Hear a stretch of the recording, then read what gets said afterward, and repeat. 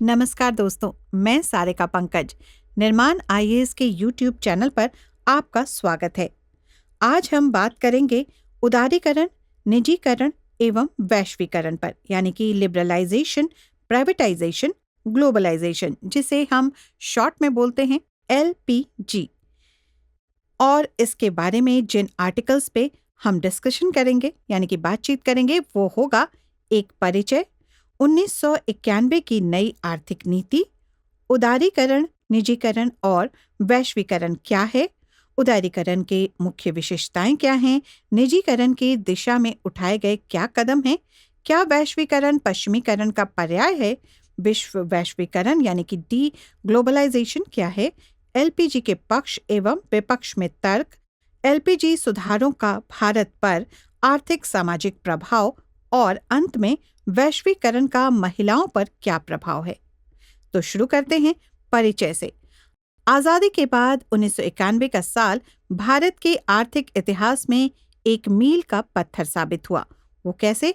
इसके पहले देश एक गंभीर आर्थिक संकट के दौर से गुजर रहा था और इसी संकट ने भारत के नीति निर्माताओं को नई आर्थिक नीति को लागू करने के लिए मजबूर कर दिया। संकट से उत्पन्न हुई स्थिति ने सरकार को मूल्य स्थिरीकरण और संरचनात्मक सुधार लाने के उद्देश्य से नीतियों का निर्माण करने के लिए प्रेरित किया। स्थिरीकरण की नीतियों का उद्देश्य कमजोरियों को ठीक करना था, जिससे राजकोषीय घाटा और विपरीत भुगतान संतुलन को ठीक किया जा सके। संरचनात्मक सुधारों ने कठोर नियमों को दूर कर दिया था, जिसके कारण सुधारों को भारतीय अर्थव्यवस्था के विभिन्न क्षेत्रों में भी लागू किया गया और इन्हीं नीतियों का परिणाम है कि आज भारत अंतर्राष्ट्रीय मुद्रा कोष जैसे विश्व स्तर के संस्थान को भी मदद दे सका। 1991 की नई आर्थिक नीति के मुख्य उद्देश्य क्या हैं, इस विषय में अब हम बात करेंगे। 1991 में तत्कालीन केंद्रीय वित्त मंत्री डॉक्टर मनमोहन सिंह द्वारा नई आर्थिक नीति न्यू इकोनॉमिक पॉलिसी का शुभारंभ करने के पीछे मुख्य उद्देश्य इस प्रकार थे। भारतीय अर्थव्यवस्था को वैश्वीकरण के मैदान में उतारने के साथ साथ इसे बाजार के रुख के अनुरूप बनाना था। मुद्रास्फीति की दर को नीचे लाना और भुगतान असंतुलन को दूर करना, आर्थिक विकास दर को बढ़ाना और पर्याप्त विदेशी मुद्रा भंडार का निर्माण करना। आर्थिक स्थिरीकरण को प्राप्त करने के साथ साथ सभी प्रकार के अनावश्यक प्रतिबंधों को हटाकर एक बाजार अनुरूप अर्थव्यवस्था के लिए आर्थिक परिवर्तन करना था। प्रतिबंधों को हटाकर माल, सेवाओं को पूंजी, मानव संसाधन और प्रौद्योगिकी के अंतर्राष्ट्रीय प्रवाह के अनुमति प्रदान करना था। नई आर्थिक नीति के तहत निम्नलिखित उठाए गए कदम क्या हैं, वो अब जानते हैं हम। वाणिज्यिक बैंकों द्वारा ब्याज दर का स्वयं निर्धारण।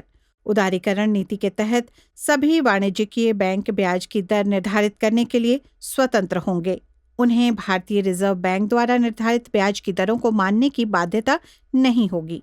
अगला है लघु उद्योग यानी एसएसआई, स्मॉल स्केल इंडस्ट्रीज के लिए निवेश सीमा में वृद्धि की गई। लघु उद्योगों में निवेश की सीमा बढ़ाकर 1 करोड़ रुपए कर दी गई, जिससे ये कंपनियां अपनी मशीनरी को उन्नत बनाने के साथ अपनी कार्यकुशलता में सुधार ला सकते हैं। सामान आयात करने के लिए पूंजीगत स्वतंत्रता दी गई। भारतीय उद्योग अपने विकास के लिए विदेशों से मशीनों और कच्चा माल खरीदने के लिए स्वतंत्र होंगे। अब आते हैं उदारीकरण पे, यानी कि लिबरलाइजेशन। औद्योगिक लाइसेंस और पंजीकरण को समाप्त करना। इससे पहले निजी क्षेत्रों को एक नया उद्यम शुरू करने के लिए सरकार से लाइसेंस लेना पड़ता था। इस नीति में निजी क्षेत्र को लाइसेंस और अन्य प्रतिबंधों से मुक्त कर दिया गया। निम्न उद्योगों के लिए लाइसेंस अभी भी आवश्यक हैं, जिनमें है परिवहन और रेलवे, परमाणु खनिजों का खनन, परमाणु ऊर्जा। अब हम जानते हैं उदारीकरण की मुख्य विशेषताएं क्या क्या हैं। आधारभूत एवं प्रमुख उद्योगों, बैंकिंग, बीमा आदि क्षेत्रों में सार्वजनिक क्षेत्र की कमी। सार्वजनिक सामाजिक सेवाओं जैसे शिक्षा, आवास और स्वास्थ्य रक्षा में सरकार की भूमिका में कमी। निजी क्षेत्र की व्यापक सहभागिता के द्वारा भावी विकास। अगला है निजीकरण, प्राइवेटाइजेशन। जानते हैं ये किस तरह से लागू हुआ और ये क्या है। साधारण शब्दों में निजीकरण का अर्थ निजी क्षेत्रों द्वारा उन क्षेत्रों में उद्योग लगाने की अनुमति देना है जो पहले सार्वजनिक क्षेत्र के लिए आरक्षित थे। इस नीति के तहत नई सार्वजनिक क्षेत्र के उपक्रमों को निजी क्षेत्र को बेच दिया गया था। निजीकरण वह प्रक्रिया है जिसमें निजी क्षेत्र में सार्वजनिक क्षेत्र की इकाइयों पीएसयू के मालिकाना हक का स्थानांतरण निजी हाथों में हो जाता है। निजीकरण का मुख्य कारण राजनीतिक हस्तक्षेप की वजह से पीएसयू का घाटे में चलना था। इन कंपनियों के प्रबंधक स्वतंत्र रूप से कार्य नहीं कर सकते थे। इसी कारण उनकी उत्पादन क्षमता में कमी पाई गई थी। प्रतिस्पर्धा गुणवत्ता बढ़ाने के लिए सार्वजनिक क्षेत्र के उपक्रमों का निजीकरण कर दिया गया। निजीकरण के लिए क्या कदम उठाए गए, अब इस पर चर्चा करते हैं। निजीकरण के निम्नलिखित कदम उठाए गए।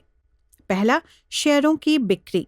भारत सरकार ने सार्वजनिक क्षेत्र के उपकरणों के शेयरों को सार्वजनिक और वित्तीय संस्थाओं को बेच दिया। उदाहरण के लिए सरकार ने मारुति उद्योग लिमिटेड के शेयर बेच दिए। शेयर निजी उद्यमियों के हाथ में चले गए। दूसरा, पीएसयू में विनिवेश।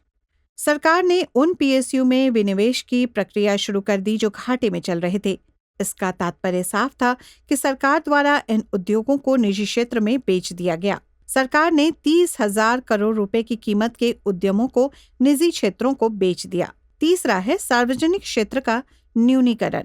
इससे पहले सार्वजनिक क्षेत्र को महत्व दिया जाता था और ऐसा माना जाता था कि ये औद्योगिकीकरण को बढ़ाने के साथ साथ गरीबी को हटाने में भी मदद करता है। लेकिन सार्वजनिक क्षेत्र के ये पीएसयू नई आर्थिक नीति के अनुरूप काम नहीं कर सके एवं लक्ष्यों को हासिल करने में नाकाम रहे थे और इसी कारण बड़ी संख्या में उद्योगों को निजी क्षेत्रों के लिए आरक्षित कर दिया गया था। पीएसयू की संख्या घटाकर 17 से 3 कर दी गई। अब हम जानते हैं वैश्वीकरण के बारे में, यानी कि ग्लोबलाइजेशन। वैश्वीकरण का अर्थ वैश्विक या विश्व भर में फैलने से है, अर्थात व्यापार को पूरी दुनिया में ले जाना है। वैश्वीकरण का अर्थ मोटे तौर पर विदेशी निवेश, व्यापार, उत्पादन और वित्तीय मामलों के संबंध में बाकी दुनिया के साथ घरेलू अर्थव्यवस्था को जोड़ना है। क्या वैश्वीकरण पश्चिमीकरण का पर्याय है? वैश्वीकरण को पश्चिमीकरण के पर्याय के रूप में देखा जा रहा है। इस अवधारणा का आधार ये है कि वैश्वीकरण एक आधुनिक परिघटना है। वर्तमान में सूचना क्रांति के प्रसार, विभिन्न देशों में बहुराष्ट्रीय कंपनियों की स्थापना और पश्चिम की प्रभाविता से संचालित अंतर्राष्ट्रीय संगठनों के माध्यम से वैश्वीकरण की प्रक्रिया पश्चिम से निर्गत हुई प्रतीत होती है। इसके अतिरिक्त गैर पश्चिमी देशों में भी पश्चिमी संस्कृति व जीवन शैली को लेकर स्वीकार्यता बढ़ी है, किंतु ये भी सत्य है कि पूर्व के देशों की संस्कृतियों का प्रसार पश्चिम सहित दुनिया के अन्य देशों में भी हुआ है। इस तरह यह कहा जा सकता है कि पश्चिमीकरण एक द्विमार्गी प्रक्रिया है और पश्चिमीकरण वैश्वीकरण के कई घटकों में से एक है। उल्लेखनीय है कि वैश्वीकरण पश्चिमीकरण की अपेक्षा एक नई परिघटना है। वैश्वीकरण के लिए उठाए गए क्या क्या कदम हैं, इस विषय में अब हम जानते हैं। वैश्वीकरण के लिए निम्नलिखित कदम उठाए गए। आयात दरों में कटौती। आयात पर सीमा शुल्क लगाया गया और निर्यात पर लगाए गए शुल्कों को धीरे धीरे घटाया गया ताकि भारत की अर्थव्यवस्था को वैश्विक निवेशकों के लिए आकर्षक बनाया जा सके। दीर्घकालिक व्यापार नीति। विदेशी व्यापार नीति को लंबी अवधि के लिए लागू किया गया। नीति की मुख्य विशेषताएं इस प्रकार हैं। पहला, उदार नीति। दूसरा, विदेशी व्यापार पर सभी प्रकार के नियंत्रण हटा दिए गए। तीसरा, बाजार में खुली प्रतियोगिता को प्रोत्साहित किया गया। अब हम जानते हैं मुद्रा की आंशिक परिवर्तनशीलता के विषय में। आंशिक परिवर्तनशीलता का अर्थ भारतीय मुद्रा को अन्य देशों की मुद्रा में एक निश्चित सीमा तक परिवर्तन करने से है। इसका सीधा फायदा ये हुआ कि अब विदेशी निवेशक या भारतीय निवेशक अपनी मुद्रा को आसानी से एक देश से दूसरे देश में ले जा सकते हैं। विदेशी निवेश की इक्विटी सीमा में बढ़ोतरी। कई क्षेत्रों में विदेशी पूंजी निवेश की सीमा 40 से लेकर 100% तक बढ़ा दी गई। 47 उच्च प्राथमिकता वाले उद्योगों में बिना किसी प्रतिबंधों के 100% प्रत्यक्ष विदेशी निवेश FDI की अनुमति दी गई। विवैश्वीकरण डी ग्लोबलाइजेशन क्या है? जानते हैं, वैश्वीकरण शब्द का उपयोग आर्थिक और व्यापार जगत के आलोचकों द्वारा कई देशों की उन प्रवृत्तियों को उजागर करने के लिए किया जाता है जो फिर से उन आर्थिक और व्यापारिक नीतियों को अपनाना चाहते हैं जो उनके राष्ट्रीय हितों को सबसे ऊपर रखें। ये नीतियां अक्सर टैरिफ अथवा मात्रात्मक बाधाओं का रूप ले लेती हैं और जो देशों के बीच श्रम, उत्पाद और सेवाओं के मुक्त आवागमन में बाधा उत्पन्न करती है। इन सभी संरक्षणवादी नीतियों का उद्देश्य आयात को महंगा बनाकर घरेलू विनिर्माण उद्योगों को रक्षा प्रदान करना और उन्हें बढ़ावा देना है। अब हम जानते हैं वैश्वीकरण प्रवृत्तियों के कारण क्या क्या हैं। वैश्वीकरण के लाभों का असमान वितरण, विकसित देशों में आय की बढ़ती असमानताएं और रोजगारों का नुकसान, बहुराष्ट्रीय कंपनियों के प्रसार और श्रम के मुक्त आवागमन के कारण विकसित देशों में ऐसी धारणाओं को बल मिला है कि विकासशील देशों के श्रमिकों के कारण विकसित देशों में रोजगारों का नुकसान हुआ है। इससे विकसित देशों में कठोर वीजा व्यवस्था और उद्योगों के स्थानांतरण की मांग को बढ़ावा मिला है। 2008 में आई वैश्विक मंदी ने ऐसी स्थिति को और ज्यादा गंभीर कर दिया। फलस्वरूप पूरे विश्व में संरक्षणवादी नीतियों को अपनाने की मांग में वृद्धि हुई। उदारीकरण, निजीकरण एवं वैश्वीकरण के पक्ष में क्या क्या तर्क है, ये जानते हैं। एलपीजी को अपनाने से आर्थिक वृद्धि दर में बढ़ोतरी हुई। वैश्विक चुनौतियों के मुकाबले के लिए औद्योगिक क्षेत्र की प्रतिस्पर्धात्मक क्षमता में वृद्धि। आमदनी एवं संपदा के वितरण से गरीबी और असमानता में कमी। ये सार्वजनिक क्षेत्र की दक्षता, उत्पादकता एवं लाभ बढ़ाता है।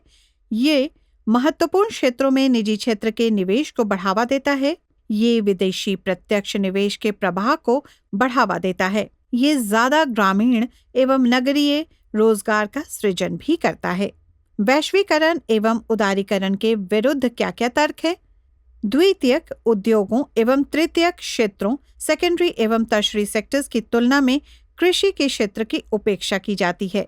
विश्व बैंक और अंतर्राष्ट्रीय मुद्रा कोष के दबाव में इस नीति को अपनाया गया है, जिससे इन अंतर्राष्ट्रीय वित्तीय संस्थाओं के सामने भारतीय अर्थव्यवस्था के समर्पण के रूप में माना जाता है। वैश्वीकरण ने विदेशी प्रौद्योगिकी पर देश की निर्भरता बढ़ाई है और ये देशी प्रौद्योगिकी के सुधार में विफल रही है। वैश्वीकरण ने विदेशी सहायता व कर्ज पर देश की निर्भरता बढ़ाई है और आखिर में वैश्वीकरण ने देश की आर्थिक संप्रभुता को क्षति पहुंचाई है। अब हम जानते हैं उदारीकरण, निजीकरण तथा वैश्वीकरण यानी कि एलपीजी का भारतीय सामाजिक आर्थिक जीवन पर क्या प्रभाव है। भारतीय अर्थव्यवस्था में निर्यात की वृद्धि हुई तथा चालू खाता घाटा कम हो गया। साथ ही विदेशी मुद्रा भंडार में वृद्धि हुई। फलस्वरूप भारत में भुगतान की समस्या खत्म हो गई। सरकारी नियंत्रण में कमी तथा लाइसेंस राज की समाप्ति के पश्चात भारत में व्यापार करना आसान हुआ तथा नए रोजगारों का सृजन भी हुआ। प्रति व्यक्ति आय में वृद्धि हुई तथा बहुराष्ट्रीय कंपनियों के आगमन से भारत में उपभोक्तावाद का प्रसार हुआ। कंपनियों के कुछ विशेष क्षेत्रों में केंद्रीय होने के कारण क्षेत्रीय असंतुलन उत्पन्न हुआ तथा प्रव्रजन में वृद्धि हुई। शिक्षा में निजीकरण के पश्चात उच्च एवं तकनीकी शिक्षा का विस्तार हुआ, परंतु गुणवत्ता एवं रोजगार योग्यता में अपेक्षित वृद्धि नहीं हुई। संयुक्त परिवार जैसी संस्थाएं कमजोर हुईं तथा एकल परिवार का प्रचलन बढ़ा। देर से विवाह, तलाक जैसे मामलों में वृद्धि हुई तथा वृद्धाश्रमों की संख्या में भी इजाफा हुआ। भारतीय अर्थव्यवस्था में प्रतिस्पर्धा में वृद्धि हुई तथा उपभोक्ताओं को अधिक विकल्प मिले। अब हम जानते हैं कि वैश्वीकरण का महिलाओं पर क्या नकारात्मक प्रभाव पड़ा। वैश्वीकरण के कारण विकसित देशों में महिलाएं निर्धनता एवं भेदभाव का शिकार हो रही हैं। एक ही तरह के काम में पुरुष तथा महिलाओं के साथ भेदभाव किया जाता है।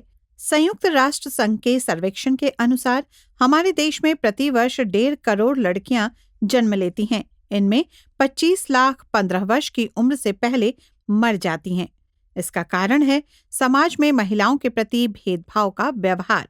आज भी महिला श्रमिकों को कम मजदूरी के साथ वांछित अधिकारों से वंचित रहना पड़ता है।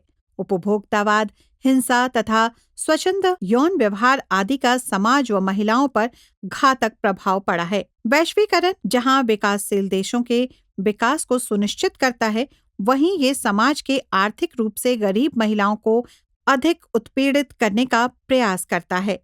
महिलाओं पर वैश्वीकरण के सकारात्मक प्रभाव क्या-क्या हैं, अब ये जानते हैं। बड़े पैमाने पर रोजगार सृजन के कारण महिलाओं को राष्ट्र की सामाजिक आर्थिक प्रगति में भागीदार बनाए जाने के प्रयत्न किए जा रहे हैं।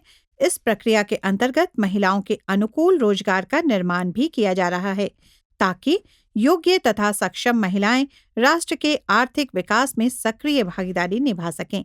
आज महिलाएं अधिक स्वतंत्र व आत्मनिर्भर हैं। अतः इसमें संदेह नहीं है कि वैश्वीकरण की प्रक्रिया से महिलाओं की स्थिति में सुधार हुआ है, किंतु कई अपेक्षित सुधार अभी भी बाकी हैं। चलते चलते इस वीडियो के अंत में हम बात करते हैं यूपीएससी के मुख्य परीक्षा अभ्यास प्रश्न पत्र के विषय में, और इसका प्रश्न है, उदारीकरण से आप क्या समझते हैं? उदारीकरण और वैश्वीकरण का भारत पर पड़ने वाला सामाजिक आर्थिक प्रभावों का एक विश्लेषण प्रस्तुत कीजिए 250 शब्दों की सीमा में। यूपीएससी प्रारंभिक परीक्षा अभ्यास प्रश्न। भारत में आर्थिक सुधार निम्न कारणों से आरंभ किए गए। पहला, राजकोषीय घाटे को कम करने के लिए। दूसरा, प्रतिकूल भुगतान संतुलन दूर करने के लिए। तीसरा, मुद्रास्फीति की रिकॉर्ड स्तर की गिरावट को थामने के लिए। चौथा, विदेशी विनिमय भंडारों में कमी को रोकने के लिए। सही कूट का चयन करें, यानी विकल्प को चुनें। ए 1, 2, 3, बी 2, 3, 4, सी 1, 2, 4, डी उपरोक्त सभी, यानी कि ऊपर लिखे हुए सभी विकल्प। इस प्रश्न का उत्तर कमेंट बॉक्स में अवश्य दें। साथ ही ये बताएं कि आपको ये वीडियो कैसा लगा। धन्यवाद।